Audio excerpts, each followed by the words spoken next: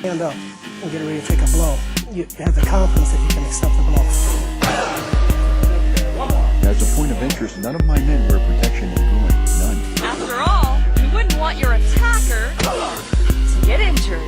That hurt my foot. He's been dealing with a little bit of a gastrointestinal issue. They've noticed some acid reflux that they're trying to get under control. It was a lovely curl ball, and it's a goal! Really nice ball, nice execution there by Marco Farfan. We see them working on this all the time. That is now looking to score on the road. He just came on. Dejan Joveljic after the PK is one by Chicha right now. It's saved the pass. It's saved the pass. Joveljic can't score on the road. He can only score at home. It's Martin Paz shuts the door. Well, we talked at one end about Jonathan Martin keeping his team in the game. How about that? Martin Paz making sure his team. Good evening, everybody. You shall not pass. That's right. Martin Paz there with a great highlight from this past weekend's action as FC Dallas gritted out a 1-0 win at home against the Los Angeles Galaxy. We'll get to that. And since it's been a couple weeks because of travel and vacation and whatnot, we'll catch up too about the Real Salt Lake victory. At Real Salt Lake for FC Dallas. So 2 wins in a row to kind of snap the rut they've been in. We have a lot to get into about that, about where FC Dallas is. A little bit of North Texas splashed in as well. And, of course, we want to take your questions, your comments live here as we get going in Big D After Dark. I'm your host, Nathan Hill, at Nathan J. Hill. You can follow me there on the old tweet machine. Next to me is our good friend Ishmael. You can follow him at Belcora Ishma. Below me there is our buddy Tommy at Tom_FC Dallas on Twitter. And finally, Jose Carmona Chico. That's right. You can follow him at El Chico Carmona on Twitter. What's up, everybody? Well, it's good. Hey, y'all, everyone send in your comments and questions. We want your feedback from these past 2 weeks, catching up. A lot of some interesting news to touch upon and things. But let's just get right into it. 2 wins in a row. I mean, things were pretty bleak for FC Dallas. A lot of draws, some drop points, some miserable results. We lost Copa Tejas, just disappointing. And then suddenly FC Dallas seems to put something together. Maybe not the offensive output that we would like, but they're shown these past 2 games that they can do what they need to do to prevent the other team from scoring, and set up shop and protect a lead and come away with the full 3 points. So let's just start. What are the things that are giving you hope right now as an FC Dallas fan after these past 2 results? We'll start with you, Ishmael. Well, I think with a lot of the losses and the ties, the drop point that were happening over like the last couple of months is that it was a lot of individual errors. I think the team defends as a unit, and when they all not make mistakes, when they all play intelligently and don't give a bad pass in the back that leads to goals, that's what leads to our clean sheets, to our wins. So that wasn't happening for a while. So it's good to see that the team's finally gelling again defensively. I think these last couple of wins are looking into a very difficult schedule coming up with 2 games on the West Coast, a game against Philly, a game at Nashville. Those are not easy games. Those are not guaranteed points in any case. So it's important to get these 2 wins to get that form, that morale back up. They're not the best results, but they're good results. And based off of what's been happening the last couple of months, that's really all we could ask for at this point. And it's very encouraging to see that the team stopped leaking goals in the final 15 minutes of games. Good stuff. Tommy, your thoughts? Yeah, I think that the individual mistakes, as Ismail pointed out, we didn't have those last 2 games. We got goals, and I think the attention to defend, not letting up or, just relaxing. You didn't really see that last 2 games. we did see it from RSL in the same way that we gave up that goal to Austin. In the beginning of the game, just a simple pass in, bad touch, press, got the goal. Same kind of exact same play that happened with Cirillo and Nanu. Kind of let up and bad touch and gave up a goal. So it happens, right? Um, so I think the reason to be optimistic for this team is the coaching. The coaching, I said it before. I've been very impressed with Nico. His just demeanor, his style on the sidelines, and everything he's brought to the team. It hasn't been perfect. It's been a process, but it's going to take a while. And I think that's one thing is that I'm guilty of it myself. I want things to be perfect on the first game of the year, and we all got to realize this is a new team just put together, a new coach, new coaching staff. He doesn't even know about Texas. I mean, he's still learning about the Heat. I think that's coming around. But I think the reason to be optimistic is the good coaching, and I think just the good play. I want to point out, I thought Paxton had a great game. I thought Velasco had a great game. Farfan had a good game. Hara did some good hold-up play. We had some good play, some good play out there. So I think the roster is still ultimately very thin, and maybe it's not going to be this year. It doesn't look like, but a few more boosters to the roster can make this a big difference in the world. Jose.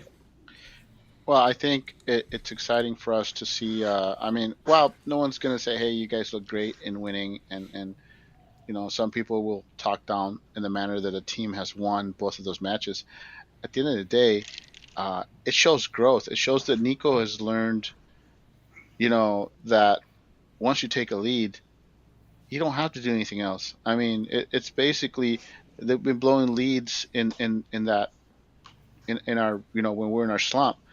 They were taking leads, and then they were basically blowing those leads, and he's discovered that, hey, okay, so we're good at scoring early. Once we score, we don't need to score again. Where is the depth on this team? Okay, we have minimal depth, but look at this last game. I mean, with Howard starting, you only really had one attacking option that was 100%, and then your other options were either less than 100% or green. So you're talking about Hader Obrian was really your only option in the attacking third off the bench, and then you were either gonna get less than 100% Sibling or Cervania, or a green player like Benny or El Metcalf, because we all know Shun isn't getting anytime soon. So I mean, your options on attack are usually Hara is one of those. I would say it's two options, but with Hara starting, Obrian was it, and then you would hope you get anything out of whoever else came on. So where are your strengths? Okay, I know we're all not too happy with how Nanu's performing, but he is a solid option off the bench if inconsistent.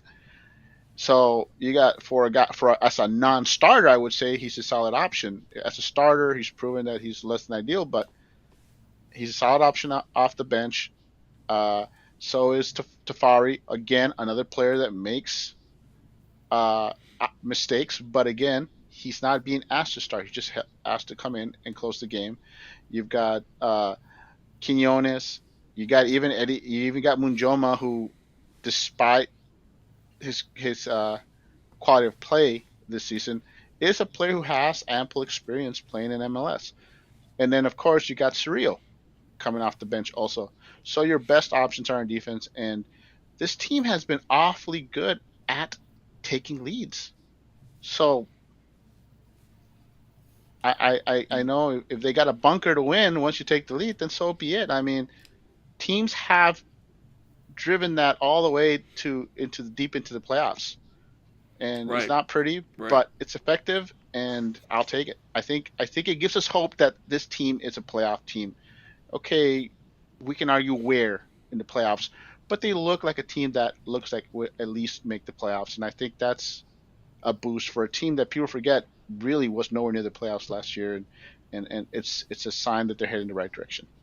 Yeah, I think with this team, what's interesting is that the range of where we could how we could play is very vast. And I think Nico has centralized it more by very like perfecting the sit like what Chico was saying, what Jose was saying, of sitting back and like defending a lead, and he's perfected it. Because when you look at the games like Miami or Houston or Austin, that we were bunkering by 60th minute. I think Nico doing that isn't based off of a desire to be frustrating against other teams. It's more of he's working with what he's got, and that's what I'm talking about. Range that this team, at a point right now where we still think it could be better, is in fourth place in the West, and yet we know that the depth of this team is very limited.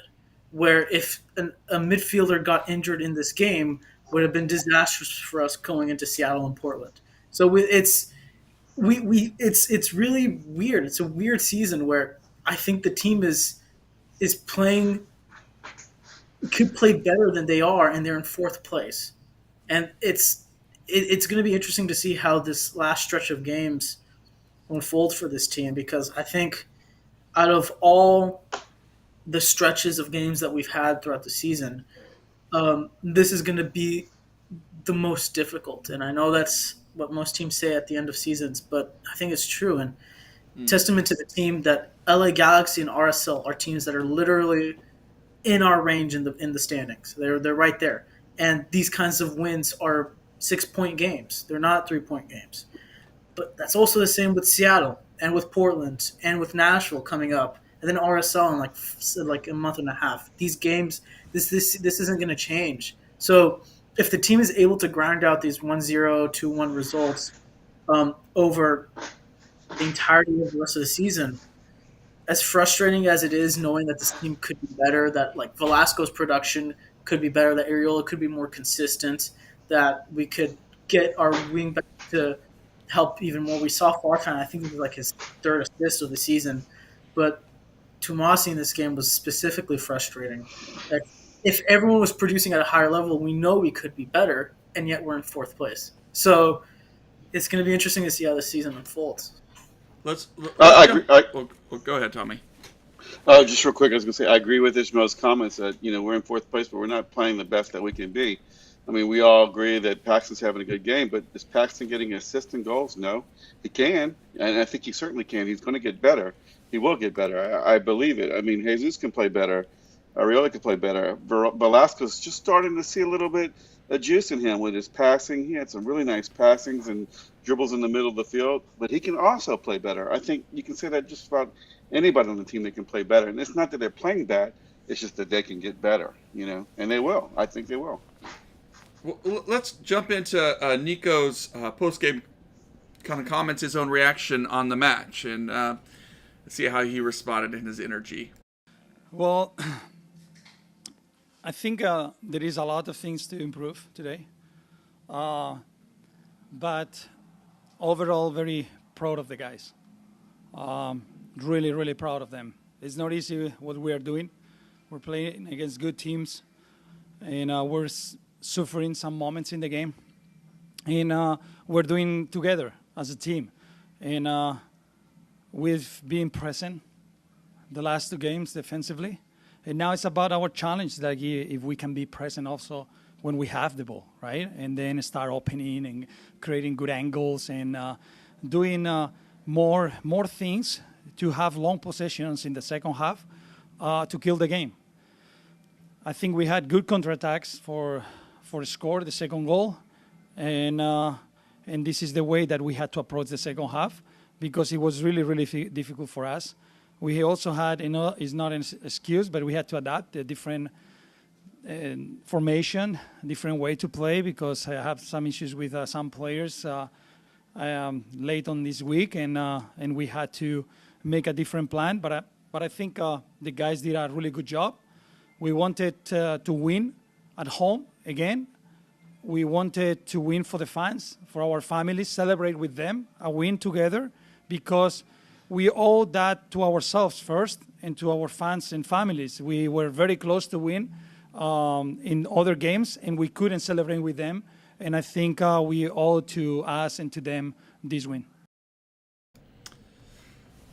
I think what I was intrigued by Nico's comments there was naming this second half issue of that has been a struggle point for FC Dallas, just as far as, okay, we get the lead, we're going in with some momentum into the halftime, but then the other team seems to make the adjustments, seems to push on the gas pedal a little bit more and sort of control possession in the second half, and FC Dallas just doesn't have a lot of success kind of clamping down on the game, controlling the ball, slowing things down, making the opponent play their way. And so I appreciate that he identified that it's challenging, that the team is trying to figure these kinds of things out. So I guess that's the question going forward for me. And we've already sort of been touching upon it. Is this sustainable?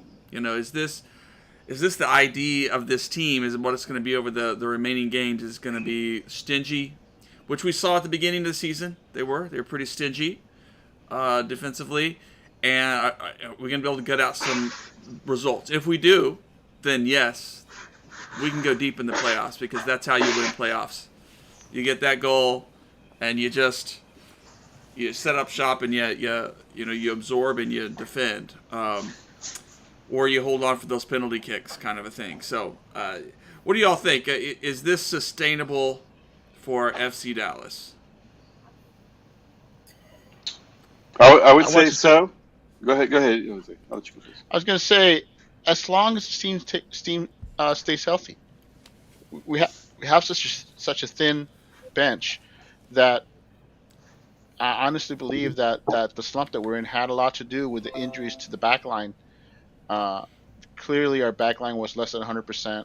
We're forced to play players like Munjoma, start Nanu, start Tafari, or forced to yank either Hedges or Martinez out early, and the health of this team will determine whether this team can go can make a run into the playoffs. Because I said I'm pretty excited about how they're playing and this and that, but at the end of the day, they're still not healthy, and just we got a short week. We got 3 games within 1 week, so that injury list could grow, and if that happens, then that hurts this team significantly more than some of their teams that they're chasing in the playoffs that are in the playoffs.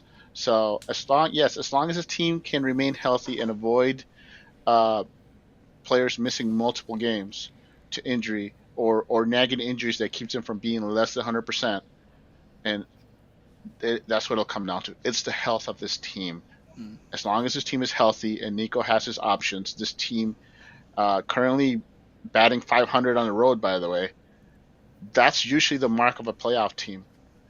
And this team has proven that it can win by either attacking or being stingy defensively. It has proven it can do it now if they can just stay healthy. And that's the big if. If this team can stay healthy, then they have a shot. Well, I was going to say, yes, they can, but, there's a little luck involved. As you remember, against the Galaxy, Chicharito had a header that should have went in the goal. He didn't hit it down. He hit it right over the post. He got a little lucky there. But also, FC Dallas had a few shots, attacks in the box that they didn't capitalize. Let me counterpoint you real quick on that. I was checking out some LA Galaxy previews of the Dallas game, and there was one that I didn't bother watching, but the headline was basically, it was a podcast, and their comments on the Dallas game was, LA Galaxy doesn't win in Dallas, so now what? That was it. That was basically, so what are we going to do? Because they're basically admitting that, hey, the Galaxy, for all the success they've had, traditionally struggle coming to Dallas and getting wins. And so they were basically, that was their talking point is, yeah, we don't win in Dallas. So I remember that. I remember when they came with Landon Donovan a few years back, and he had a PK against the Peruvian goalkeeper, and the Peruvian keeper saved. I can't remember his name right now. But I'm just saying the Dallas, call it luck, call it whatever, they tend to have it against the Galaxy, and we've swept them now, I believe, this year. And I'm just saying, I'm okay with the team being lucky, and like you said, we will need some. Yeah, luck going the year forward. that So we carry won on. the year that we won the US Cup, right? We went through Galaxy and went over there, and we brought it home. But anyway, what I was gonna say is that a little luck, but also that FC Dallas is still not hitting on all cylinders when it comes to attacking. We're still leaving, just like Jesus had the one-on-one with the keeper in Houston and didn't score. We had that same situation against the Galaxy. We had a few 4-on-3 where, there was one point where Paxton dribbled up the middle and Areola was just kind of watching the game and didn't go into the box and he was late and then an errant pass. I mean, we're still not capitalizing on those little plays that would bring us 2-0 and make it a lot easier to defend and win than staying on 1-0. Remember the other games that we had. How many chances did we miss where, we kicked it right at the keeper?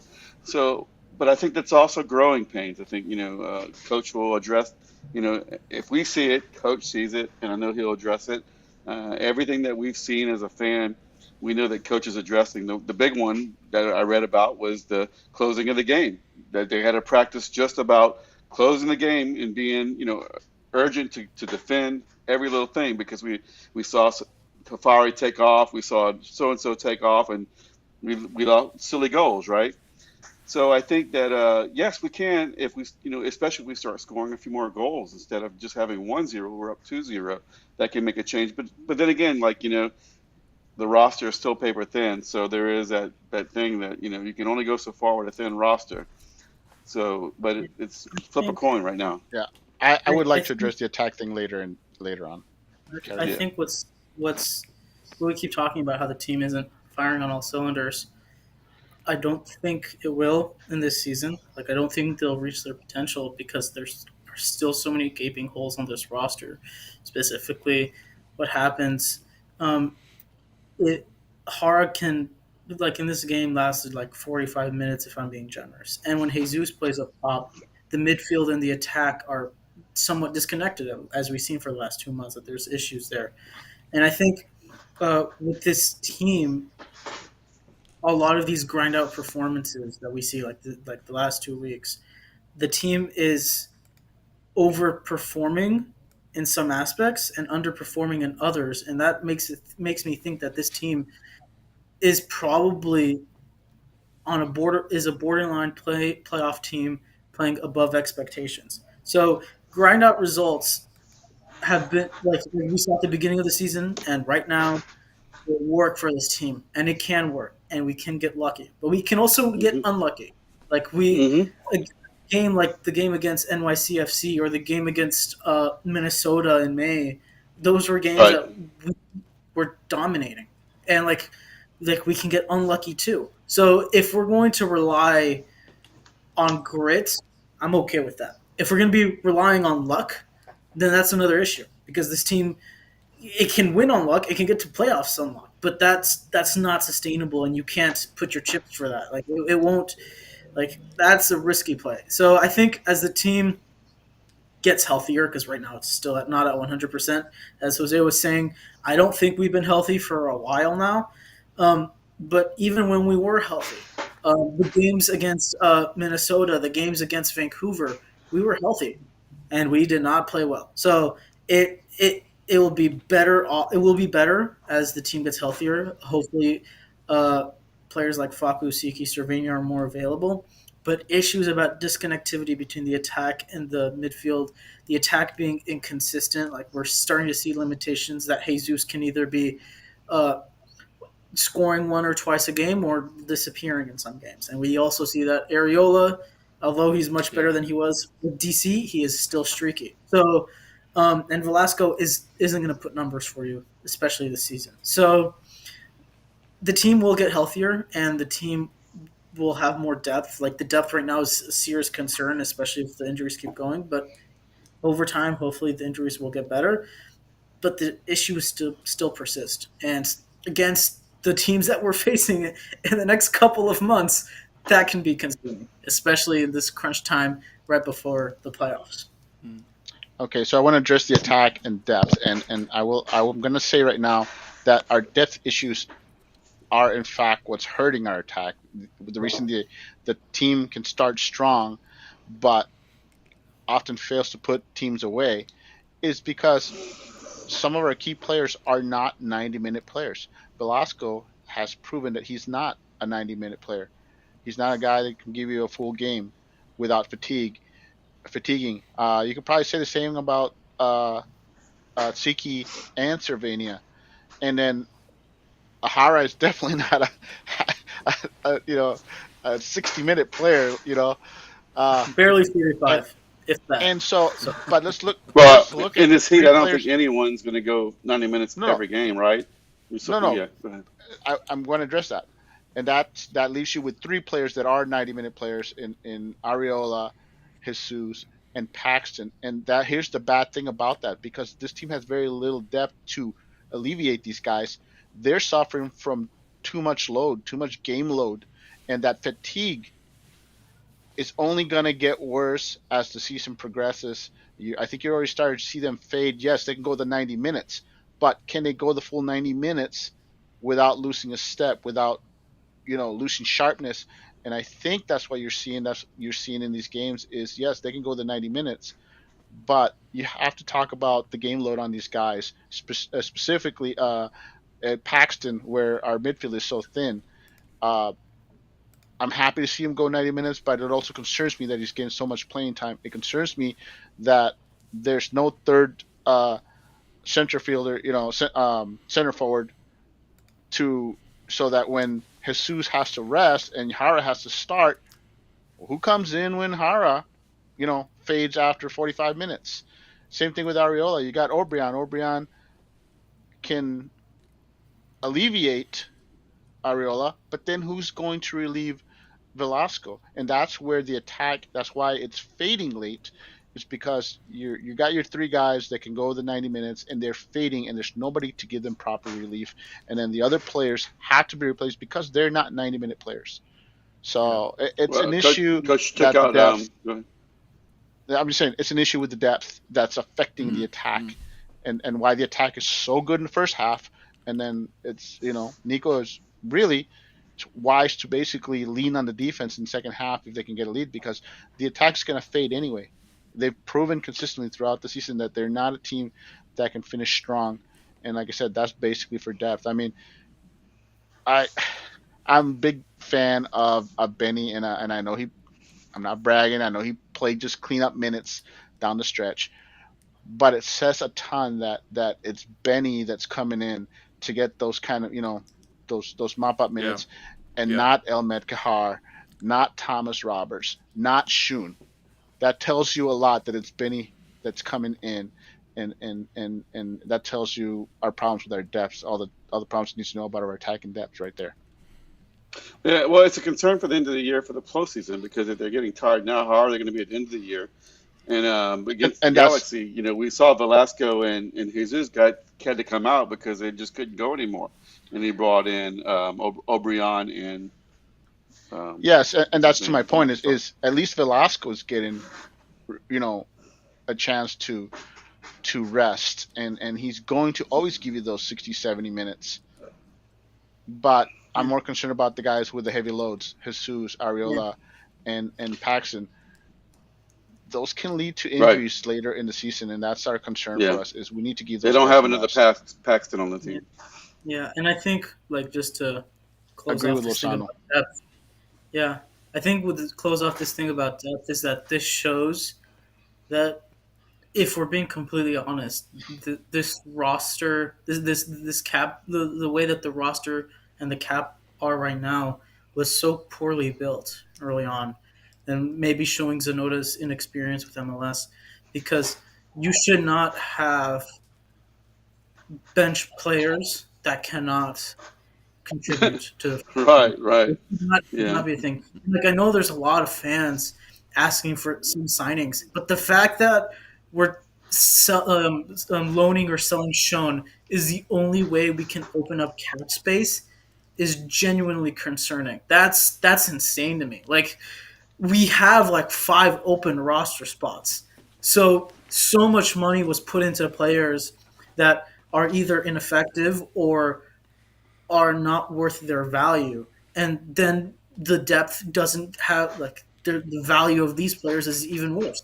So as we're looking to improve this team, if we're able to get Shun out in the next 3 days, which seems unlikely, like before the transfer window closes, um, if we're able to do that, and Third Degree is talking about how the team is interested in a player in the allocation list, which is probably Larea, or some of us are dreaming about Grazo or something like that, or maybe a Brooks.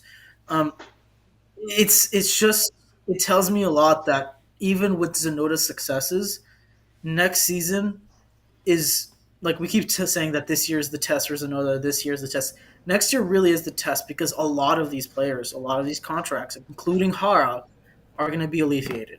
So how is the depth going We to look believe. next year?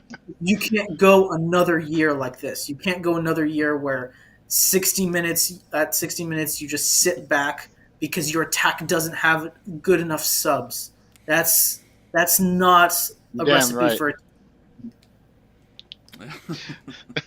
Agree Well, I was with going to say, that. it's hard to believe that LA Galaxy can sign Bale and the Chinelli, but we can't have a superstar, but where our roster is full and we have players who can't play. Well, It just doesn't well, make any sense, it's right? I there's don't know that I agree that we're against the there's cap. a I think that's more of a. there's the reason the LAs and the New Yorks of the world get those players is because sure you're not giving them a big salary, but they can sign major endorsement deals in those cities that they cannot get here. And that's like kind of the unspoken truth about that. Okay, yeah, they signed him and he's not a DP. I guarantee you he's making DP money as far as real money in endorsements, because it's a bigger market. I mean, let's face it. If there's a Austin's not a national, bigger market. Austin's not a bigger market. not Austin. I was talking about L.A. and New Yeah, York, but but those are the Austin, extremes. but Those are the Austin is an extremes. expansion team awash with, funny money, and it's not a coincidence that you've seen the LAFCs, the Austins, the Atlantas come out strong in their first couple of years, Yeah. even if because of all that funny money that's available to them, and they're able to shrug off roster mistakes a lot easier than most teams because they're expansion teams, and so they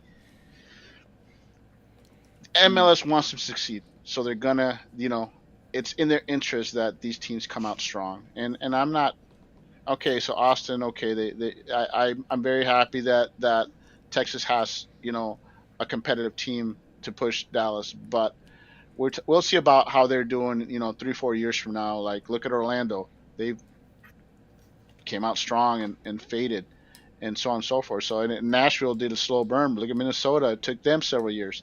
So Atlanta came out strong, and now they're fading. So it'll come around. It's just there's a lot of Well, funny money that the expansion teams get because MLS is invested in them, and I'm not surprised that Austin's doing good. I mean, I'm surprised how good they're doing. I'll say that. I think they've been a little lucky. I think FC Dallas But played them better both games, and not even close. Yeah. FC Dallas was the better team. yeah, but like I said, and they're lucky, but sometimes it's lucky. It's not where you are in the table right now; it's where you are at the end of the season. And there's this, and not that I'm a MLS salary roster rules guy or quite grasp it all, but like there may be a downside when we sign these guys on loan, that we can't pay down their cap in the same way, or their cap hits differently to the salary, so we don't have as much room to wiggle around. But maybe, but then meanwhile, maybe the front office doesn't want to buy guys like this, and so they want to do these mid loans and try to work it out. And so there's upsides and downsides. I have to an it all. opinion on this that I disagree with the way it's being portrayed that we don't have money to sign players. I disagree with that. I know it's been said. I know Dan and I know a lot of people have said it, but I think it's the way it's being said. And if you listen to the general manager, to Sanota and to Nico, it's not that they don't have money to bring in players. Now you say we've got about 5 roster spots. I'm sure they have enough money to bring in 5 homegrowns or players that are around 100,000 or less. But Nico and Sanota have said they don't want those kind of players. They want a player that can come in and give them a significant minutes on the field, that player's not going to cost. They can't afford that player. That player's going to cost them, 600, 700K to get a player like that to come in midseason, unless you get lucky. But if you're talking about a solid player that's going to come in and push players for starting minutes, it's not going to come in the cheap. It's not going to come in 100, 200, 300K, and I think that's what they're getting at, is they don't have the money to bring that kind of player unless they clear up another, And 200, isn't that an 300K. issue? That isn't. It- Don't it you is think that's an issue? It is an issue for this roster build. Yes, I agree, but I'm just saying, in the past, FC Dallas was more than happy to go get a player that's going to cost us that low. They were more than happy to bring in the Clavijo specials midseason that they got on the cheap. Yes, there were big names, but they were off injuries or something like that, or players that never made it. And all these guys are saying is, we don't want to bring in those players. We're not going to bring in a Clavijo special. We're not going to bring in a homegrown because there's no Pepe or anyone like that in the homegrown that's going to come in and give us minutes. And so they're saying, you know what, we're not going to do it. But we don't have enough to bring in a player that can give us, that can push Tuamasi for a starting spot or push Cervenia for a starting spot or anything like that. That kind of money, the players they're interested in. And mind you, they're not going to go sign a MLS veteran, because that MLS veteran is going to be that kind of player that I'm talking about, that Clavijo special. They don't want that. They want a player that's going to come in and impact the roster, and it's going to be a young player with upside, because that's what Dallas goes after. They're going to, it's going to be a 21, 22, 23-year-old that they can hopefully resell in the future. And they're saying, we're not going to bring in just a body. My And my point wasn't that the team should be signing 18-year-olds from Deportivo Cali again and again and again. That's not my point. That's definitely not my point. Is that you're having players like Roberts, you have players like Sean, you have players that the team made an effort, not even 3 years ago when we were having issues between Dan, Zanota, and Lucci. I'm talking about recent signings. Players that have a decent cap hit that are now making it so that the team cannot improve. And we understand that Zanota is working under difficult circumstances. This is a difficult market to bring players. You're working on a contract like Hara, but again, these are the constraints that he's working with. Then maybe don't bring Roberts back, try to negotiate a salary or do something. My point is, if the team is at 25 players currently at the roster, if the team cannot sign players with the 5 open roster spots that they have in the middle of the season, when teams are signing players, most teams in this league have been signing players to improve themselves during the summer. If the team can't do that, then that is an issue with the roster build. And not all of that is on Zanota, but he is not blameless. And that is something that needs to be recognized, especially now that next year Hara will be gone. That's $3 million open in cap space. So okay, and let me address that. $3 million open cap space. Nanu goes. So do you want to fill in the 5 roster spots that you have open this year with players that are basically just going to take up spots? You're probably only going to get players that are going to need 2 or 3 years before they can hit roster. Or do you leave them open, ride it out with the roster you have, and when all that money frees up next year, now you can go out and be aggressive and get multiple players, not just a one for one, not just a replacement for Hara, a replacement for Nano. Now you can take that money from those guys and bring in 3, 4, 5 players instead of a 1-for-1 approach. I'm just saying, I don't agree with it. I know we. The point is that I think Dan Hunt is happy if the team is just sneaks into the playoffs, and he's saying, hey, if we can build on this and if depth's the issue and we can address the depth next year and we can make the playoffs this year, let's do it. And I think that's what's going to happen. with this roster build is they're going to say, hey, if it gets bad enough, we'll just loan some players up from North Texas, and we're going to ride it out. And I know we want the help, but I'm just saying, is there an issue with the roster build? I think the roster build was designed to basically, hey, we'll just bring in some bodies like Dallas usually does. And they're trying to say, no, we need to come up with a better build. And I think that everyone's learning. And all the It's roster not- spots, if they're still open next year, then Yeah, it's I a just legitimate I problem. just think it's not one extreme or the other. We shouldn't be filling up 5 roster spots right now with North Texas SC guys and 18-year-olds from South America. But we also shouldn't be in the position that none of these spots are getting filled, or 1 or 2 at this point in the season. It should not be a thing. It's again, Uh, I understand the reality It isn't. I agree. But let's say let's say you go and get some homegrowns. They can afford them. Let's say you fill those spots with homegrowns. You already have Roberts is getting any playing time. You already got Shoons not getting playing time. Manjoma is not getting playing time. El Mepkihar, there's no homegrown out there that's better than any of those players. And that's the problem right now. The problem is Dallas is not willing to sign those players to FC Dallas when they can just sign them to North Texas. And that's, I'm just saying, it's a problem, but it's not a problem that's going to be addressed this year. And I think as far as the whole comments about the Thursday, I think is the transfer window deadline, I think that's for incoming, not for outgoing. So Shoon doesn't have to be gone by Thursday. Just nobody can be brought in after Thursday. Shoon can still be It's gone incoming. after Thursday. It's incoming. Yeah, it's incoming. Because, like, LA Galaxy are trying to sign Puig before Thursday. It's Exactly, incoming. exactly. So all I'm saying is Dallas is still trying to get rid of Shoon. They may not get rid of him by Thursday, but they're going to get rid of him. But that's not going to help us this season. That's going to help us for next season if it's not done by Thursday. Well, and I think don't there may don't be forget we still have Bartlett.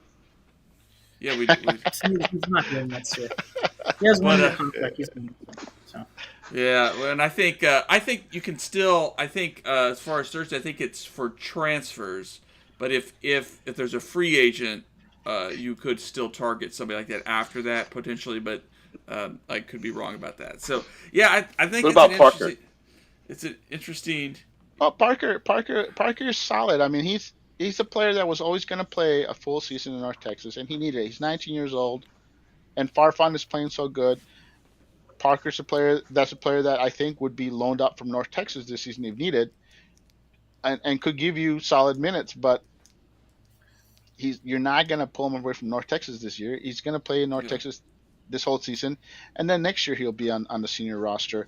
And if he's sent back down to North Texas, then we have an issue. But more than likely, if he's not good enough to give us minutes next year, he gets the Hernandez treatment where he gets loaned out to USL Championship, and that's not a bad way to go either way. I mean, don't forget that Cervania and some of those players did loans in the USL Championship at some point, and that's helped this team. So, sorry, Nathan, I didn't mean to interrupt you.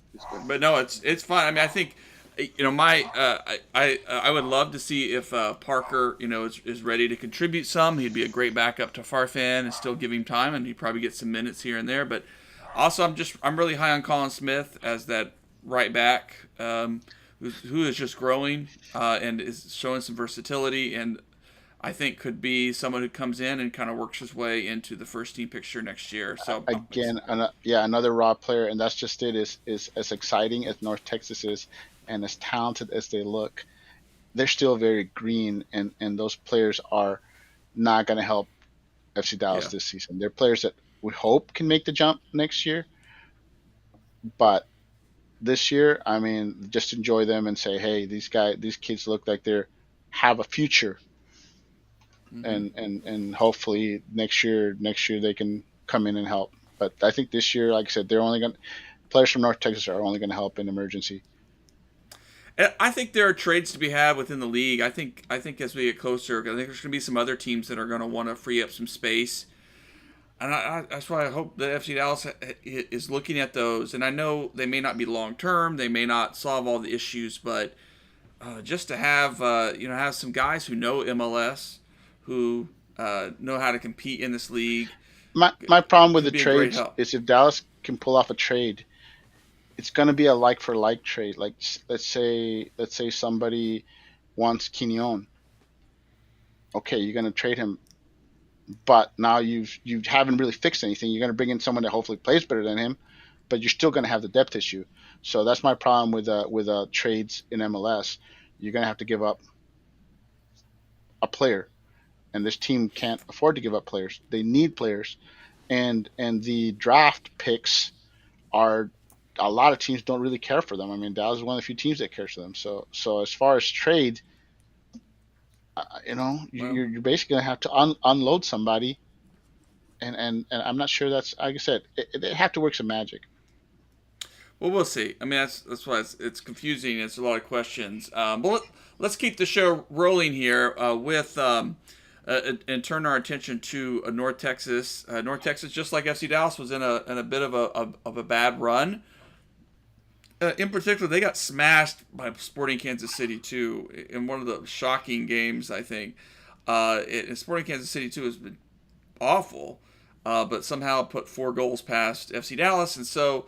To welcome back at Choctaw Stadium this weekend, North Texas welcomed SKC2 and took care of business. A 3-0 win, Kumungo classy goal. I mean, it's just such a fun team to watch. If you don't mind the cameras, let's listen to Coach Ka here respond to kind of the game and how it went.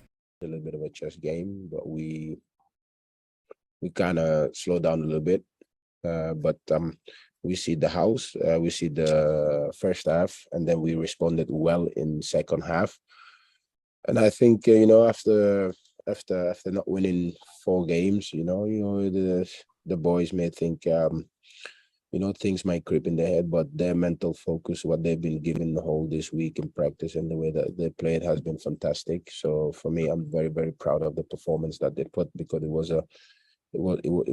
a great team performance, and when you're not been winning, that's what you look for, right? For us, we told them that today was very important that we work together as a group, to finish off the month of July, because it has not been nice to us, But I mean, them going through these adversities is just great for their career, for who they are as person as well, because these are the teachings that we try to teach them, and these are the experiences that they will learn from and get better at.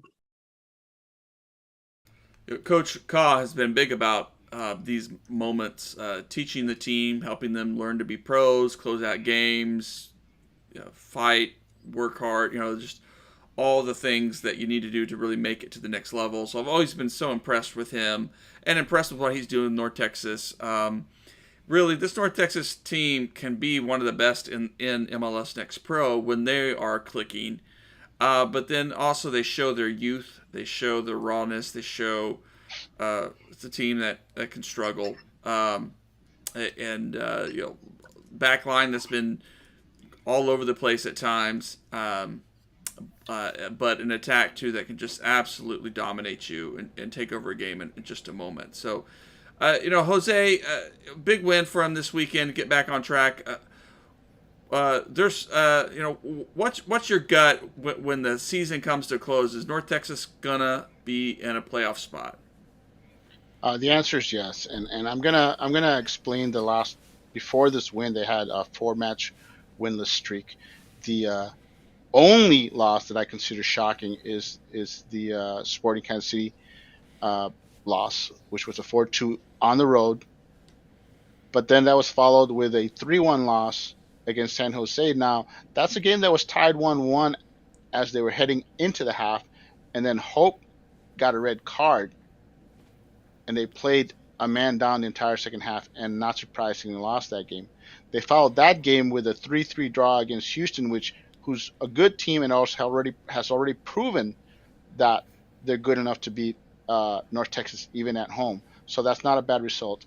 And then they traveled to St. Louis, and they were never going to beat St. Louis in St. Louis. So it's just they hit a really tough stretch combined with the red card, bad luck. And really, it looks bad, but it's not that bad. I mean, this team has never been the most talented team in the league. Never has. They're just a well-coached team with enough talented youth that although inconsistent, they have a lot of parts, and the coach maximizes what he gets out of all his players. They got a lot of depth, and they got excellent attackers. But I mean, the fact that this team continues to rotate backlines is just ridiculous. I don't know any other team that can get away with that for an entire season. And I want to add that I'm kind of glad that they went through a bit of a slump, because my concern is that North Texas wasn't going to make any additions to the roster. We still haven't made any additions, by the way, as we head into the second half, because they were having it so well. They were doing so well that I was afraid they're going to say, "Oh, hey, we're clicking fine. We don't need any additions," and they need to make those additions because the other teams are making additions. The advantage that North Texas had, that's going to fade as the season progresses, is that North Texas was already a well-gelled team before Coach Ka showed up. They play in a system. They play like they practice the senior team. So do the academy kids. So all the players that return and the players that add, they all practice and they all understand what's needed from them. And so you get consistent play from such a young team. But as other teams are starting to gel, you're starting to see Tacoma is now currently the number one team after they crushed St. Louis. I mean, they just blitzed those guys. And they have the number one attack in the league, if I remember correctly. They're starting to gel. St. Louis is starting to gel. All these other teams that were struggling are beginning to gel, and that advantage that North Texas had over those teams is going to fade. So it's going to be a grind. They're not going to be a number one seed or 2 seed, but they'll likely come in as a 3rd or 4th seed. They're good enough to get into the playoffs. I'm not so sure that they're good enough to challenge for the title unless they make some additions. And I want to point out that Tariq Scott was on the bench last match. He must be back from the whole Bayern experience. Mm-hmm. And I'm hoping they sign him. I mean, I'm hoping they sign Tariq Scott. I'm hoping they sign Santi. And some kid played that I hadn't seen before. Aguilar started this last game, and I thought he looked pretty good. So I'd like to see. That's a team that I would at least hope they add some homegrown type signings, because I think that really would help that team. And like I said, it'll be a playoff team. One of the things I'm liking is that even though the defense is shifting a lot, like you're getting you're getting Bartlett and Nice coming in sometimes. Araneda and Amidume specifically are getting most of the reps. And that's something that we haven't seen with this North Texas SC, is like a center back pairing that I think has long years to develop, but is going to probably be the same in the next 2 years, because I'm pretty sure with the time that they've given Amidume, they're going to sign him from Pacific FC, and I don't think the Pacific FC has any plans for him. So having those two grow into the position, having the growing pains, like Araneda, you could definitely tell in the last KC game that he is not a naturally born center back. Like, he has some issues, but like we already know the attacking players that could make the jump. I honestly hope that the front three make the jump. Like, I think they Hope and Mulatto and Kumango can all make the jump to MLS. Maybe not start and get loaned to USLC, but they could make it. They should. I think they've deserved contracts. But this defense is very interesting, because it seems like, although Jose is right that shifting a lot, that it's mainly Parker, Amidume, Arneta, and Smith, and that's a defense that has long years before they can play in MLS, but that are here for the long run, and that next year they're going to continue to play, I think, because I don't think Smith, even though we're having issues at right back in FC Dallas, I don't think he's ready for the MLS jump yet. Parker, with how Farfan is going, he's probably not going to play next year. So those four are a long-term project, and they are not perfect by any means, but you can tell that they have physical traits specifically that are very promising. That as long as they develop and nurture their skills that they can become MLS players in the future. I think. And I want to point out that for all the success that North Texas has had, they only really have 5 players that are every game starters as long as they're available for the game, and that's Carrera, Parker, and the 3 attackers: Hope, Kamungo, and Mulatto, and that's it. Everybody else, I mean, yes, Smith is getting minutes, but he's been rotating with Pope at that position, so he's not a lockdown every game starter. And interestingly, sometimes they start together with either Pope or Smith playing at the right as a right mid, which I like to see Smith focus on just being a straight up right back, but that is something that's happened with those players, and at that young age, I mean, I guess if they're capable, then why not? But really, they rotate everybody else. And there's only, like I said, there's only really 5 players that you could say are lockdown starters.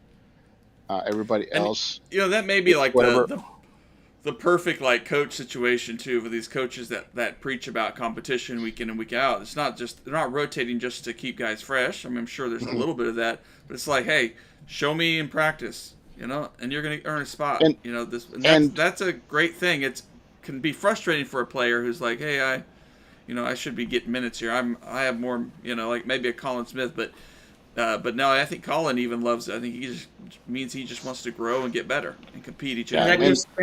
And that gives chances to players like Aguilar and Orzua, who played like the last 2 games, even though they weren't pretty. Like that's what's needed. Like that's if your spot's not locked down, that means that other players will get opportunities. And as fans, that's encouraging to see, because that's something that's been like the last.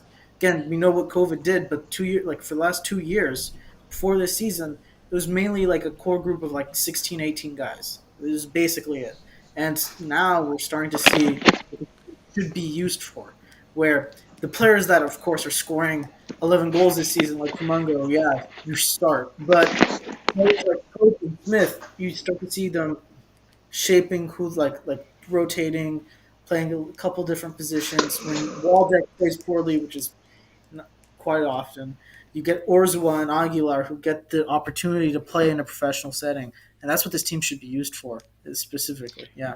Yeah, and I want to say that one thing I appreciate, one change that's happened this season that we used to see in previous seasons that hasn't happened this season, and the team has remained strong on that, is that they're not sending down players from the senior team unless they're loaned for the entire season, like Smith and Parker and Bartlett. Those guys are loaned for the season, and they're not moving back and forth. And in the past, they would send down, a player that wasn't getting minutes with senior team, like Pepe or Cervenia or someone like that, or Cerrillo, to get minutes with them. I'm just saying, but they would, and they haven't done that. They Munjoma isn't being sent down. El Metgahar isn't really being sent down. Is Shun. None of these guys that are on the senior roster are being sent down, and I think that's good. I think that's saying, hey, that's establishing a level and saying, hey, once you're out of North Texas, you're not going back. You either sink or swim, and we're not going to be the other, like you see the other teams in MLS giving senior roster players, getting them loaned down to the reserves to play minutes so they can stay in shape or whatever. But no, FC Dallas is not doing that, and I'm all for that. You give those minutes to the academy kids. You have a lot of talent in the academy, but you don't have any home run, HG signings coming up. So let's find out which kids can play, and that's the only way you're going to find out is by giving them minutes, and you can't have those minutes being eaten up by players who are already in the senior roster. So I applaud FC Dallas for sticking to their guns and not, giving those minutes up to players that are already on the senior roster. Well, I think we need to leave it here tonight. We've had a good conversation. We got a big week, a Tuesday night game against Seattle. I was going to say, we're going to talk about Seattle. Yeah, well, sure. Let's predictions, right? Yeah, what do you guys think of Seattle? I'll tell you what I think of mine. I think there are points to be had this year. There, it's always a tough place to play. I saw the news that Felipe Mora, well, he's a Timber player though. I think right. He is out for the season. So there's always things like that are happening to these teams, depending on who's healthy and whatnot, that could be something in our favor. So I don't know. I don't know what to expect. But I'm hoping. I would love just a 0-0 draw at Seattle. Just love a gritty, kind of boring game. Seattle has had 4 losses in the last 5 games. They are still the same talented team that won Champions League. So they can definitely win all of those games that they lost. It was poor specific individual performances that led to those losses. But, I mean, that doesn't need to stop against FC Dallas.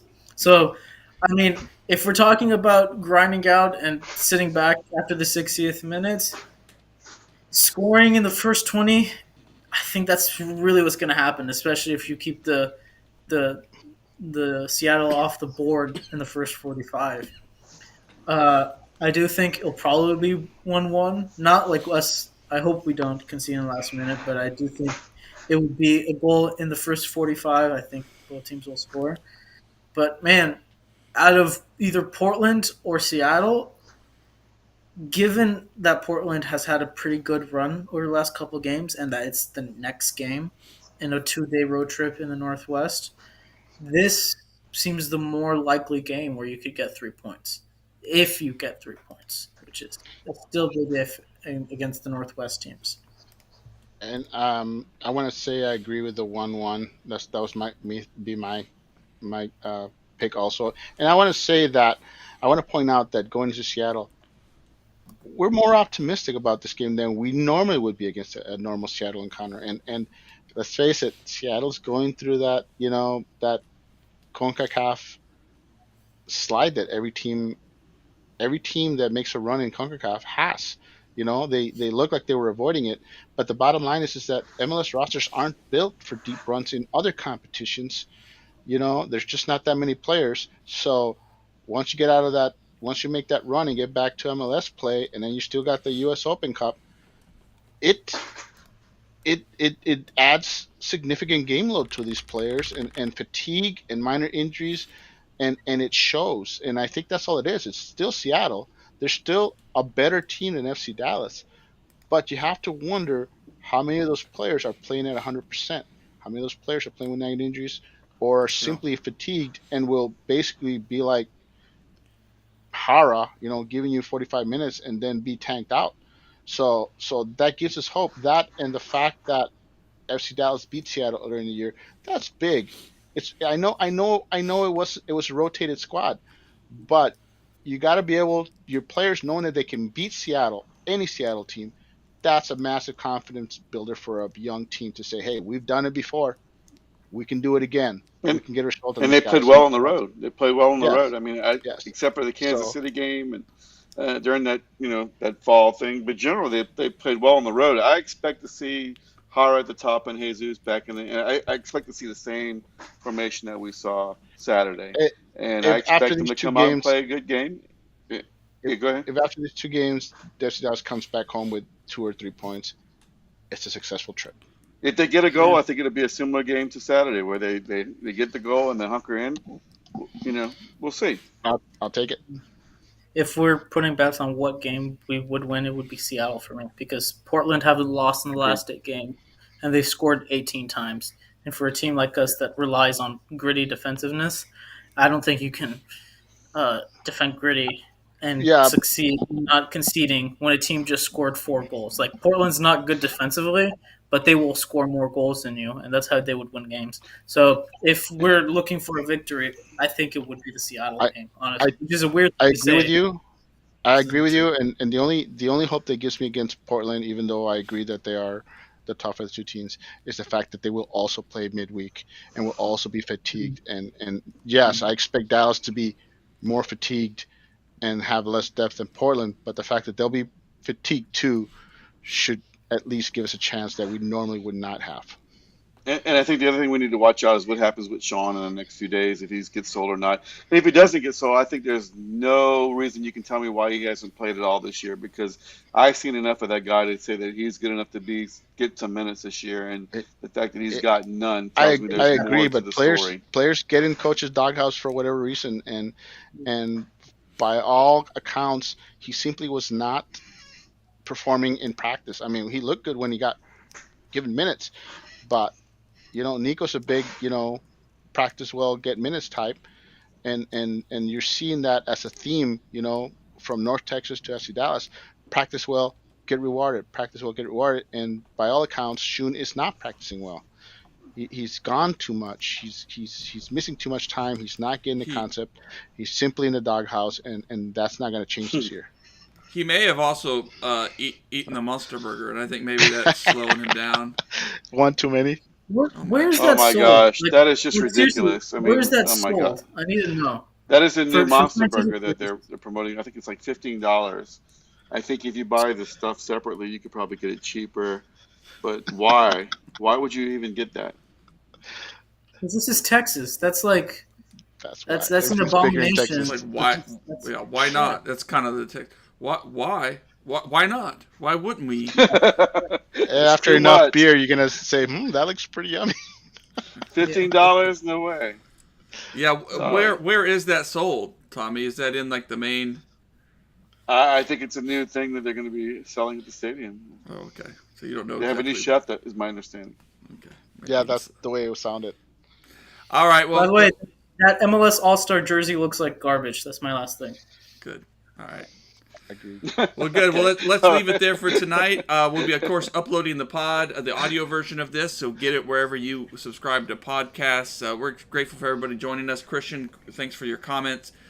And, we'll be back. Here we go. Here's a good. So, yeah, Tommy, you should buy one and try it on camera next podcast. So maybe when you go get it at the game, you can do like a recorded video of. There you go. Maybe so. Yeah. I'll have to charge my battery up because sometimes it takes quite a while to get your food. No.